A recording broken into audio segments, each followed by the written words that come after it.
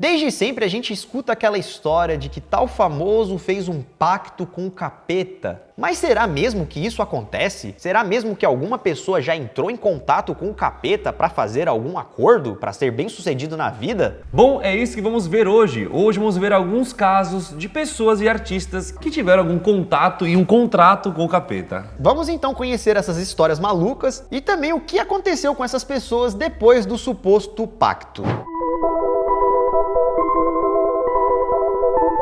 Giuseppe Tartini foi um violinista, pedagogo e compositor italiano. Esse cara não é de hoje, galera, ele é bem antigo. E a música mais famosa desse violinista se chama Violin Sonata em Dó menor, mais conhecida como Devil's Thrill Sonata.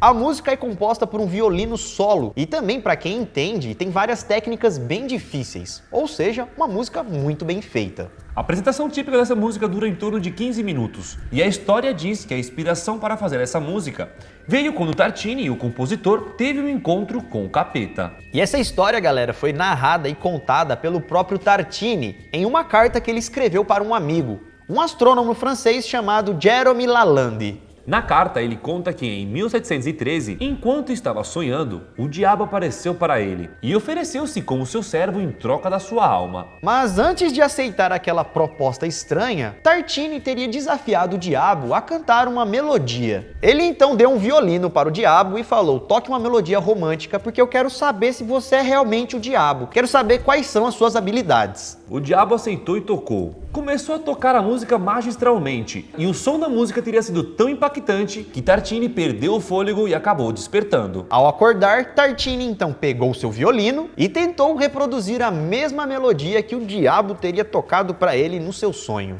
Que viagem! Nossa, o diabo no sonho, essa é nova pra mim. O resultado não foi o mesmo, mas mesmo assim, daquele jeito, nascia a Devil's Thrill Sonata. Mas ele tocou essa música pra quê? Pra ter a alma do cara nas mãos dele ali, então não sei se compensou muito. Tartini disse que embora aquela obra fosse a melhor coisa que ele já compôs na vida, não chegava nem perto da música que o Chifrudo tocou pra ele. Ele disse, era uma sonata tão bonita e maravilhosa, tocada com tanta arte e inteligência, como ele jamais havia concebido. No caso, então, não sei se ele realmente... Porque pode ter sido só uma loucura brisa, da né? cabeça dele, né? Ah, eu sonhei com um bicho, o bicho foi lá e cantou a música pra mim.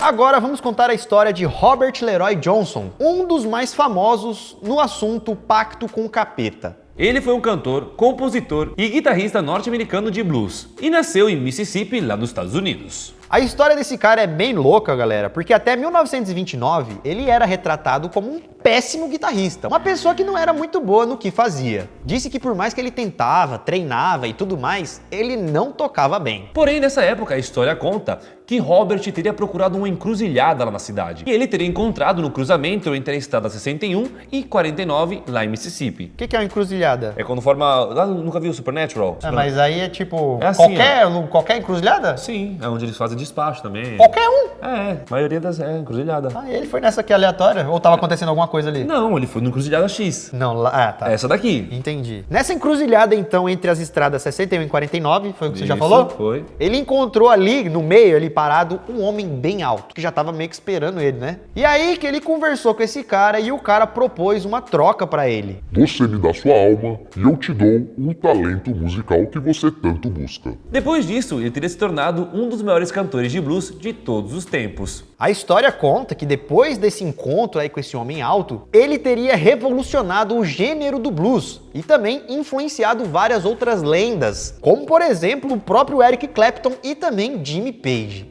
Son House, outro músico de blues, que era conhecido de Robert, disse que quando Robert era garoto não sabia tocar nada. E aí que esse amigo disse que durante um período Robert teria sumido e quando retornou estava tocando muito melhor do que jamais havia tocado. O cara virou uma lenda em pouco tempo. Dizem também que Robert teria aprendido algumas técnicas com Isaiah Ike Zimmerman. E reza a lenda que o próprio Ike também teria aprendido a tocar guitarra de algumas formas sobrenaturais, fazendo algumas visitas a cemitérios à noite. Só que, galera, essa história relacionada a Robert é muito séria mesmo. Tipo, não é a gente que tá inventando dizendo que ele tinha feito um pacto com o capeta, não. Um monte de gente acredita nisso. E outra coisa que a gente tem que destacar é a época em que isso aconteceu, porque Robert era um menino negro. E no início do século XX, as coisas não eram tão fáceis para Robert. E depois que ficou talentoso, muitas pessoas começaram a fazer comentários racistas a respeito dele. E assim acabaram também atribuindo o seu talento a um pacto com o capeta, como se não fosse possível ser habilidoso daquele jeito. Robert, galera, morreu em 1938, com apenas 27 anos de idade, e por causas desconhecidas. Há quem diga que o capeta cobrou a conta mais cedo, pois segundo a história, Robert tinha que fazer 30 músicas, mas Robert teria lançado apenas 29. Ou seja, foi antes da hora, antes de lançar a sua última música. Ou às vezes foi de propósito, tá atrasando? Vai embora de um jeito.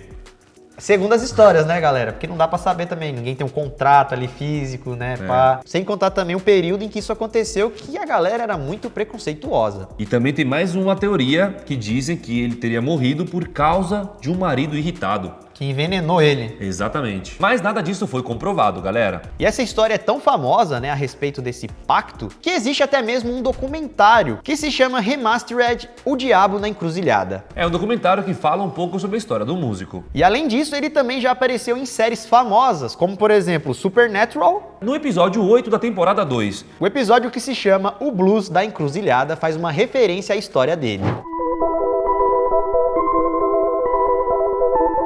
Outra pessoa que ficou famosa por supostamente fazer contato, pacto, contrato e tudo mais com o chifrudo foi Alexandrina Maria da Costa. Ela nasceu no dia 30 de março de 1904, na pequena cidade de Balazar, em Portugal. E em 1918, para fugir de um abusador, ela acabou se jogando da janela, caindo de uma altura de mais ou menos 4 metros. Com isso, ela se machucou muito e gradualmente ela foi perdendo a movimentação do corpo. A partir então do dia 14 de abril de 1925, Alexandrina não conseguia mais sair da cama. E depois disso então ela passou 30 anos da sua vida paralisada. E a partir dali começou a ser perturbada, vivendo assim vários fenômenos sobrenaturais. Em alguns diários e cartas que foram deixadas por ela conta que o Satã aparecia constantemente em sua vida para tentar fazer ela perder a sua fé. Em um dos relatos ela escreveu o seguinte: uma tarde, senti como se minha carne estivesse pegando fogo, e uma das pessoas presentes disse: que cheiro de queimado é esse? Então a história conta, galera, que mesmo naquelas condições, Alexandrina não tinha paz, porque ela sentia fortes dores no corpo, a sua mente era totalmente perturbada com sonhos e pesadelos terríveis e sempre relatava em suas cartas que o coisa ruim estava atrás dela. No dia 13 de outubro de 1955, Alexandrina faleceu, mas ela disse o seguinte: eu estou feliz porque eu vou para o céu. Ou seja, mesmo com toda essa tentação, perseguição, ela não desistiu de ser fiel a Deus. Padre Pio foi um sacerdote italiano. Nasceu em 1887 e faleceu em 1968. E lá na Itália, ele é muito famoso, ele é um dos santos mais amado pelo povo. Isso porque ele realizou muitas graças e intercessões na sua história. E ele realizou muitos milagres, mas também sofreu muitos ataques do demônio. É óbvio, se é uma pessoa boa, o demônio vai querer puxar o tapete dele, né? Também. Isso porque, galera, além de tudo isso que falamos, Pio também era um habilidoso exorcista. Ou seja, ele era uma pedra no sapato do coisa ruim. O padre afirmou que foi incomodado diversas vezes por Lúcifer, que aparecia de várias formas, às vezes como um cão monstruoso, ou como uma mulher nua, ou até mesmo como um anjo. Tudo para tentar confundir e mexer com os sentimentos do padre. E a casa do Padre Pio era muito sobrenatural, galera, porque os frades que viviam com ele relatavam várias coisas estranhas vindo do seu quarto, barulhos de luta a noite toda. E no dia seguinte, quando eles iam lá ver, né, o que aconteceu, padre? Ele estava escutando vários barulhos estranhos, haviam vários ferros retorcidos, como se na noite anterior tivesse acontecido ali alguma luta sobrenatural. O padre também aparecia no dia seguinte todo machucado, com lesões, como se realmente alguma coisa tivesse batido nele. E segundo o falecido padre Gabriele Amorte, outro famoso exorcista da diocese de Roma, ele disse o seguinte: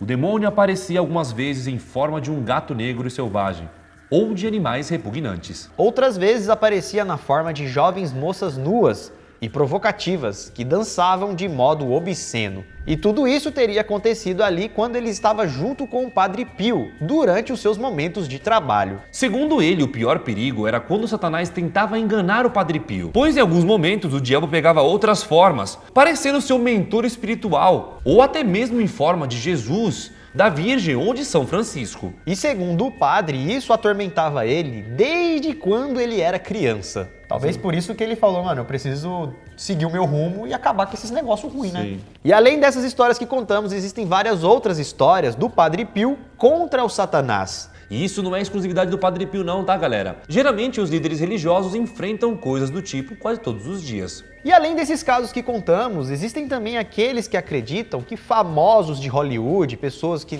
conquistaram o mundo, só conseguiram chegar nesse feito porque fizeram um pacto ou cederam parte da sua alma para o tinhoso. Isso são mais teorias, porque não existe uma história concreta por trás. Foi algum comentário em uma entrevista, ou uma capa de um álbum. Ou algum símbolo que acontece ali no clipe. É claro que tem muita coisa esquisita em várias e várias obras artísticas, musicais e filmes, etc. Mas isso, galera, já é assunto para um outro outro vídeo. Pois no vídeo de hoje a gente mostrou ali os casos teoricamente reais, que existe ali uma comprovação, uma carta, uma escrita, testemunhas e coisas do tipo. Se vocês quiserem saber dos artistas e coisas do tipo, de teoria da conspiração, quem é Illuminati, quem não é, quem fez pacto com capirotos, porque quem no não clipe fez, e tal faz 666 e não sei o quê. Deixa nos comentários aí, porque isso é assunto para um outro vídeo. Mas se vocês quiserem bastante, a gente pode trazer sim para vocês. Antes de sair do vídeo, deixa o seu like, se no caso não se inscreveu. Se tiver mais um tempinho, assista outro vídeo aqui do canal ou aguarde o vídeo que vai sair em breve. Nós vamos ficando por aqui então, galera. Muito obrigado pela sua visualização. Isso tudo, pessoal. Valeu! Desde sempre a gente escuta aquela história de que tal famoso fez um pacto com o capeta. Mas será mesmo que isso acontece? Será mesmo que alguma pessoa já entrou em contato com o capeta para fazer algum acordo, para ser bem-sucedido na vida? Robert Leroy Johnson, um dos mais famosos no assunto pacto com o capeta. Ele foi um cantor, compositor e guitarrista norte-americano de blues e nasceu em Mississippi, lá nos Estados Unidos. Porém, nessa época, a história conta que Robert teria procurado uma encruzilhada lá na cidade e ele teria encontrado no cruzamento entre a estrada 61 e 49, lá em Mississippi. Ele encontrou ali, no meio, ali parado, um homem bem alto, que já tava meio que esperando ele, né? E aí que ele conversou com esse cara e o cara propôs uma troca pra ele. Você me dá sua alma e eu te dou o talento musical que você tanto busca. Depois disso, ele teria se tornado um dos maiores cantores de blues de todos os tempos.